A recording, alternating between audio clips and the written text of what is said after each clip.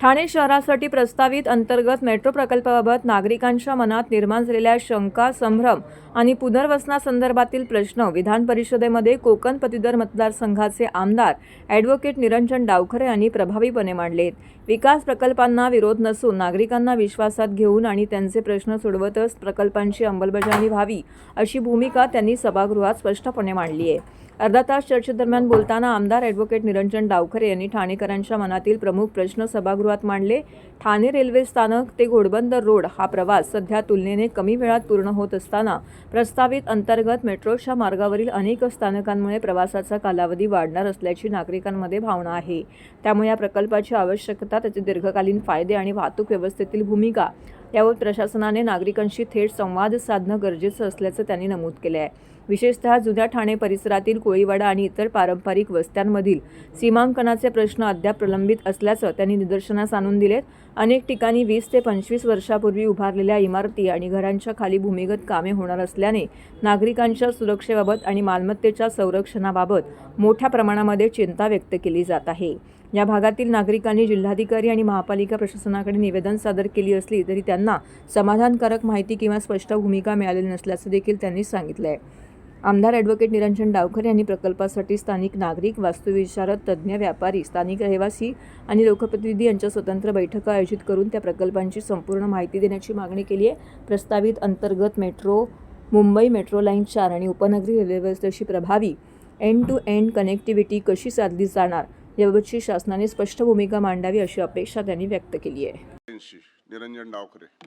सभापती महोदय, प्रश्न क्रमांक 9284. सभापती महोदय, वितरित केल्याप्रमाणे.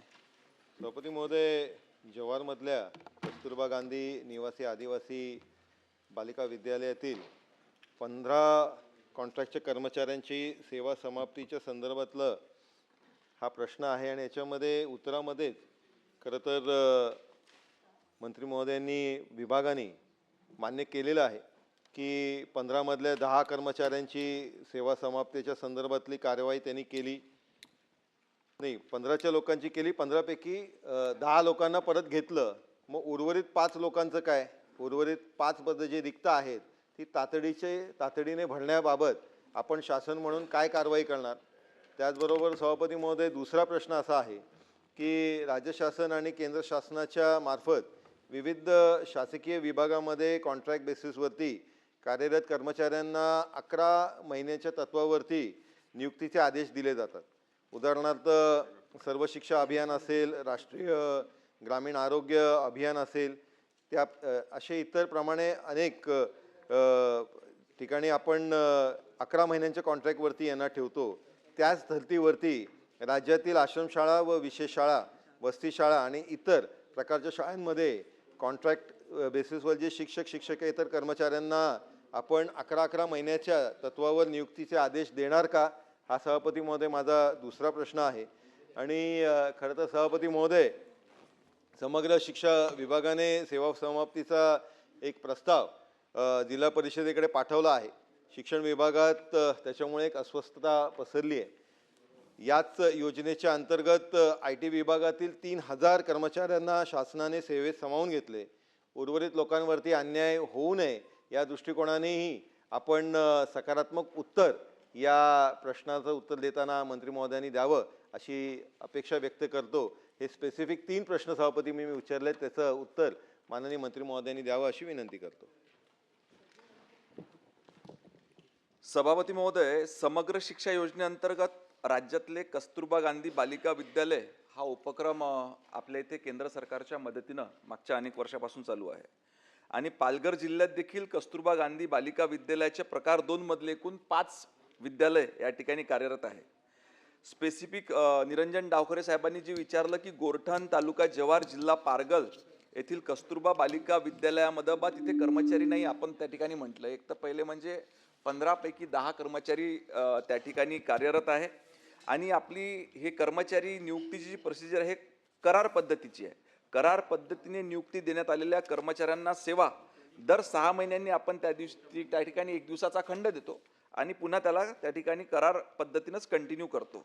सदर कंत्राटी कर्मचाऱ्यांना केंद्र शासनाने मंजूर केलेल्या दराने आपण त्या ठिकाणी मानधन देखील त्यांना रेग्युलर पद्धतीने देतो. पालघर जिल्ह्यातील 5ही कस्तुरबा गांधी विद्यालय प्रकार 2 मधील करार पद्धतीने कार्यरत सर्व शिक्षक शिक्षकेतर कर्मचारी यांना महाराष्ट्र प्राथमिक शिक्षण परिषद मुंबई कार्यालयातील 13/4/2026 रोजीच्या परिपत्रकाच्या अनुषंगाने 31/3/26 रोजी सर्व करार कर्मचारी यांच्या सेवा समाप्त करण्यात आलेल्या आहेत आणि 1/4/2026 रोजी एक दिवसाचा तांत्रिक सेवा खंड देऊन 2/4/26 ते 30/9/2026 या कालावधीकरता नवनियुक्ती देखील त्या ठिकाणी देण्यात आलेली आहे. तसेच एप्रिल महिन्यात 2026चे आतापर्यंत मानधन देखील देण्यात आलेले आहे आणि 26-27 या शैक्षणिक वर्षाकरता कस्तुरबा गांधी विद्यालयांमध्ये मुलींना प्रवेश देण्याचं कामकाज देखील त्या ठिकाणी सुरू केलं आहे. त्याच्यामुळे आपण बंद करतोय वगैरे असा काही त्या ठिकाणी विषय नाही. 10 लोकांना घेतलं, 15 पैकी 5 लोकांच्या संदर्भातलं उर्वरित जे 5 रिक्त पदं आहेत त्याच्या संदर्भात काय कारवाई करणार? त्याचबरोबर सभापती महोदय, जसं त्यांनी मगाशी सांगितलं, मी तेच विचारलं होतं की 6-6 महिन्याचं आहे. आपण ते उर्वरित विभाग, मी जसं आपल्याला सांगितलं की सर्व शिक्षा अभियान असेल, या बाकीचे जे विभाग आहेत त्याच्यामध्ये 11-11 महिन्याचा आहे, तर त्या पद्धतीने 11-11 महिन्याचं करणार का? हा माझा दुसरा प्रश्न होता. आणि सभापती महोदय, IT विभागातले 3000 लोकांना घेतलं, उर्वरित लोकांच्या संदर्भातला न्याय कधी देणार? प्रामुख्यानं विचारलं आहे, हे जे कंत्राटी पद्धतीनं शिक्षक आहे यांना आपण कायमपणे सामावून घेणार का? बरोबर आहे.